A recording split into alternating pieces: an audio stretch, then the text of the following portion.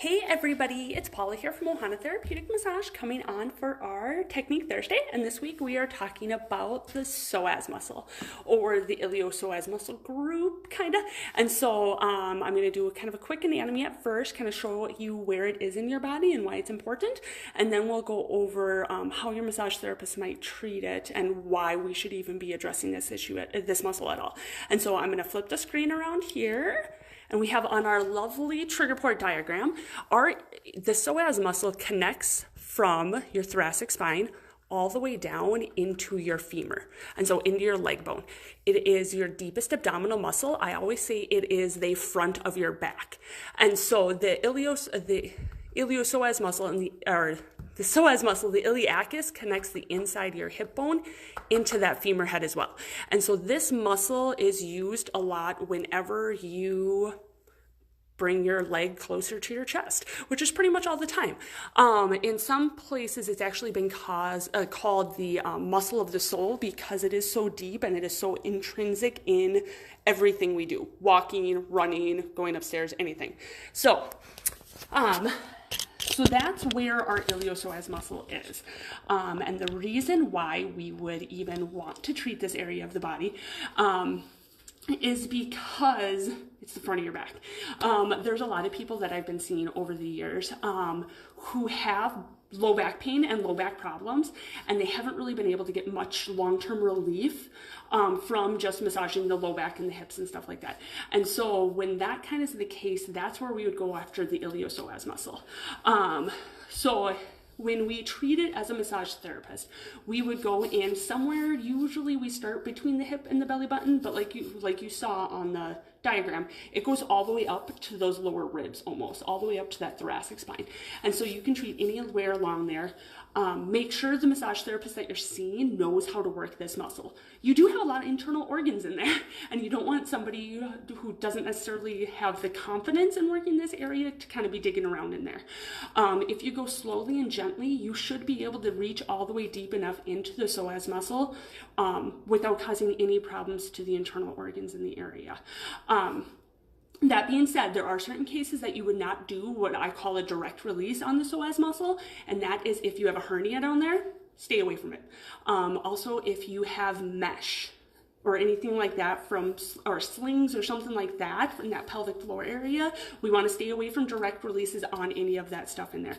Hemorrhoids, or if you have irritable bowel syndrome or something like that, might make that area a little bit more tender. And so if you're getting the area work done, you really got to make sure you talk with your massage therapist about pressure, if it's too much, it's not enough, or anything like that. And so we would go in and we would just basically gently sink until we try to touch your spine. I always warn people it's going to be really painful, and most of the time it's not as painful as I say it's going to be, but I tell you it's going to hurt a lot because I don't want you to be surprised. The other way I do it with the mouthwash release technique is we do a cross hand release, and so we put one hand on the lower abdominal and one hand on the thigh bone and slowly sink down and in and stretch the muscle out, and it's just a little different release, and we're addressing different aspects of the tissue with that. So that's the anatomy of it. It's the front of your back. We want to treat for a lot of that. And when people have like herniated discs and stuff like that, I use this analogy where if you have two boards and you have a water balloon between those two boards, that's your vertebral discs. Okay, so you have your vertebrae and your disc is between. It's supposed to be this nice oval shape, but what can happen if your iliopsoas muscle is too tight and it's pulling your low back forward, it's going to start pinching down. And if we have a water balloon between these two boards, the balloon's got to go somewhere. And so if we do it over time and over time and over time and we really aggravate it, eventually it starts putting too much pressure on the disc, and the disc can get aggravated and push out and do nerve impingement on the other side. And so if you're only treating the low back, you're only treating half of the problem. You really do have to treat the front, the hip flexor area. Hip flexors are what the term a lot of people know when we're talking about the iliopsoas muscle group. And so anything that you can do to kind of stretch and release that area. We will come on Sunday and I'll show you a really good stretch for stretching this area. A lot of people like doing a lunge type stretch to stretch those hip flexors. If you are going to do that, I would always recommend you to tuck your pelvis, because a lot of people, their pelvis is like a soup bowl and they dump it forward. naturally. They're walking around with it dumped forward. And that's because the iliopsoas muscle is too tight and it's pulling you forward. If you go to lunge in that position, you're going to pinch your low back and it's going to hurt and you're not going to be able to tolerate it. And so if you kind of tuck your pelvis, try to flatten out your low back, and then go into a lunge stretch, you're going to actually more accurately pinpoint that iliopsoas muscle group than if you just do a straight lunge without moving your pelvic bowl at all. But I will show you a different release on Sunday for that.